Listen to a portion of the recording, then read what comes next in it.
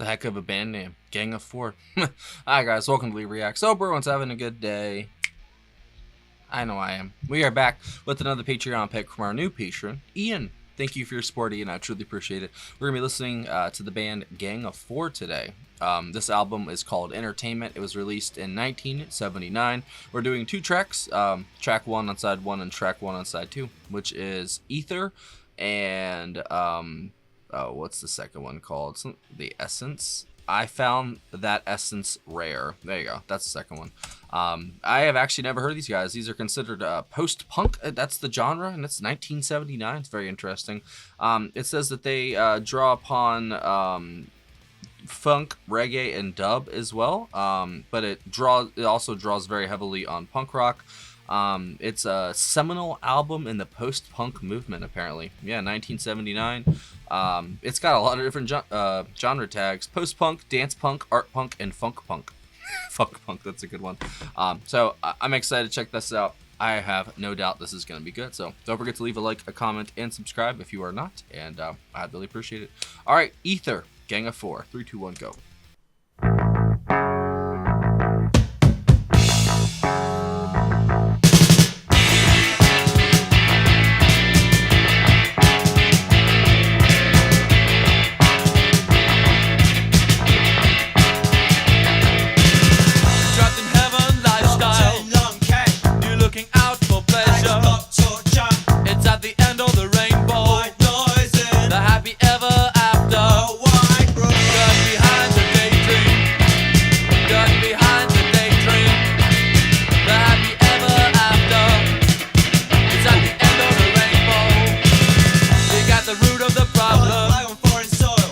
Your new dreams daily.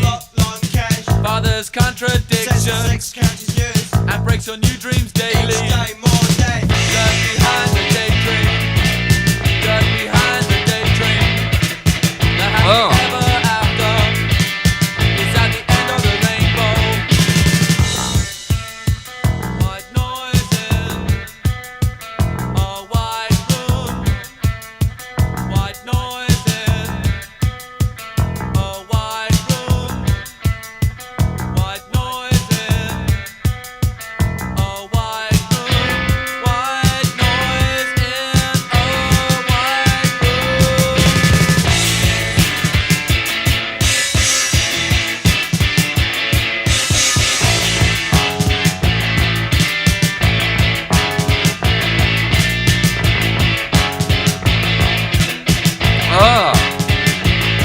That is filthy. Trapped in heaven lifestyle.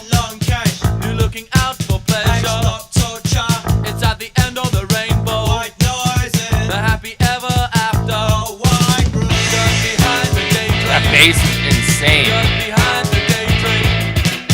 The happy ever after. It's at the end of the rainbow. You got the root of the problem. It breaks your new dreams daily.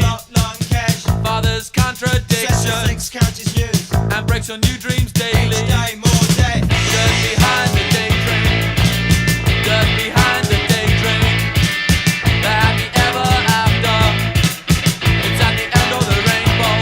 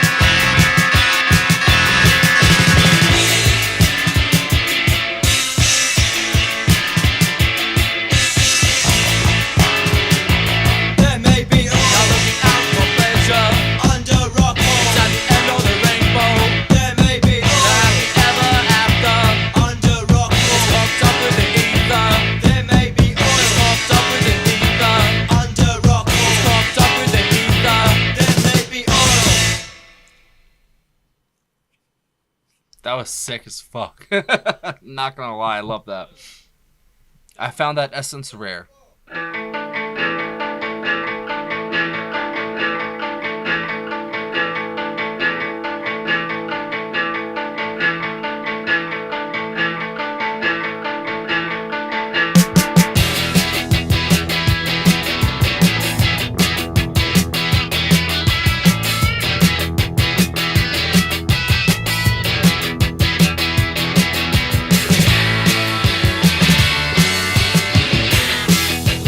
This drummer is on point, bro.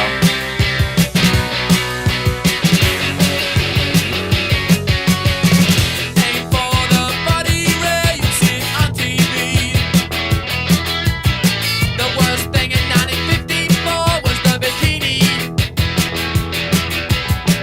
See the girl on the TV dressed in a bikini. She doesn't think so, but she's dressed for the H-bomb. I found that essence rare, it's what I look for. I knew I'd get what I asked for. Aim for the country fair, you read it in the paper. The worst thing happens any week, a scandal on the front page. See the happy pair smiling close like they are monkeys. They wouldn't think so, but they're holding themselves down. I found that essence rare, it's what I look for. That guitar adds so I much knew to I'd get this. what I asked for.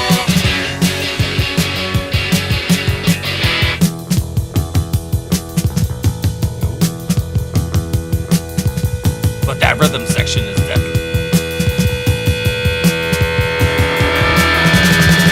I found that essence rare, it's what I look for. I knew I'd get what I asked for. Aim for politicians there who treat your photo well. The last thing they'll ever do act in your interest.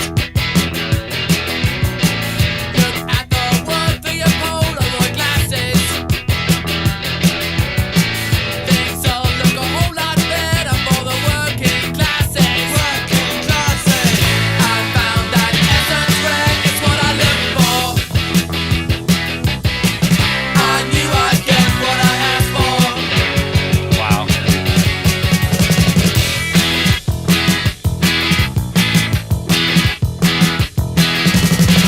I found that essence rare, it's what I look for. I knew I'd get what I asked for. That's it. Man. That was an impressive first showing. I mean, good God. Every single member of that band, it felt like they were just in complete synergy, bro. Like, it was just pitch perfect. Every single note. I see why it's post-punk. Because it doesn't have those super rough edges that punk does. It has a little bit more of I'd say it has a little bit more of a commercial appeal than, I guess, some of the punk music I might have heard, even though punk was, huge back then. This has, like, I don't know, like, this could come out nowadays, to be honest, but, like I always say, the difference is, this is really good, you know what I'm saying? Like, this sounds almost like, some 2000s alternative rock music, so I'm guessing a lot of those bands took inspiration from, these guys, or, one of the bands in their lineage, shall we say, because, everybody, borrows from somebody else, and then they borrow from somebody else, just how it goes, and it just evolves over time, and what a interesting sound for 1979. I mean, seriously, I've listened to a lot of stuff on this channel, and I can usually, for, 90% of the time, the thing sounds like it belongs in the era that it's from, This almost doesn't scream to me 1979. You know what I mean? This almost screams like something further down the line. Maybe it's just because the production on it is just stellar. Like everything, you can hear everything so fucking well. That's what was blowing my mind the whole time. Like you could hear the guitar, the bass, the vocals, the drums, everything perfectly at the same time. There was no like fighting in the mix or anything. It was just smooth sailing the entire time. It's kind of scary, to be honest. That was really good. So let's see who we got. Okay, so John King on lead vocals, I believe. And he also played the melodica in the first song. Andy Gill on electric guitar. And he does co-lead vocals as well. Dave Allen on bass and backing vocals. And then Hugo Burnham on drums. Fuck, he was good. Oh, they do a Lou Reed cover too. Oh, sorry. They really do. It's such a different sound for 79. Like, my brain just can't calculate it. I love it though. It's excellent. Like, the drums are almost punishing at points. The guitar is unrelenting. The bass just keeps the flow going the entire time, and he's got a great sound with it. And then the vocals, that's where I feel like most of the punk comes in, and be those vocals. And I like the group effort that they do at points. I think that it adds a lot to the very kind of hard-edged sound that they have. Yeah, even though I said that some of the edges are kind of, maybe softened up a little bit, they still pack a punch though, like 100%.